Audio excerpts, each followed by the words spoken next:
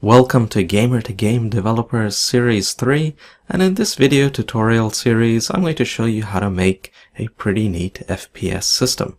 So I'll just jump in and show you it in action.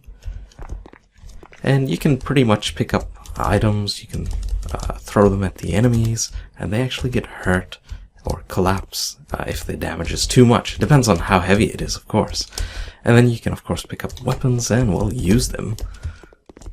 Alright, now how about I show you some other stuff. So you will be developing these, developing the systems.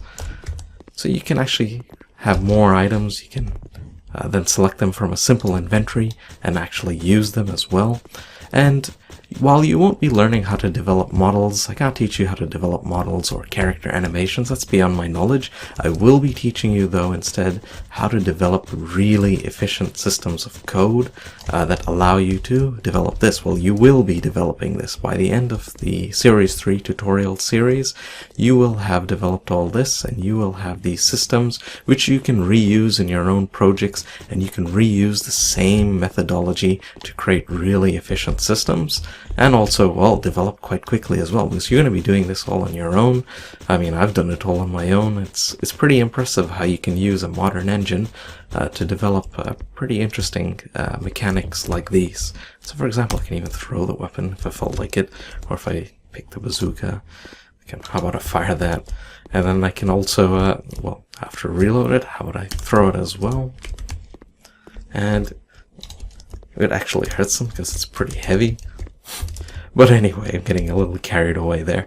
So in the very first chapter, what I'm going to do is, it's a bit too much if you're new to Unity and new to coding in general. It's a bit too much to straight away start developing these systems.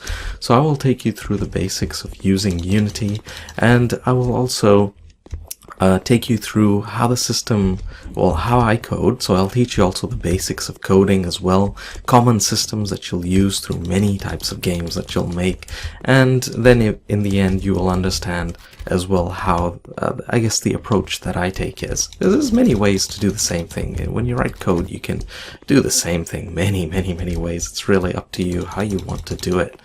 So in that case, well, I guess the best thing for you is to keep going ahead. You will need to download Unity, of course, in order to follow this tutorial series. That goes without saying.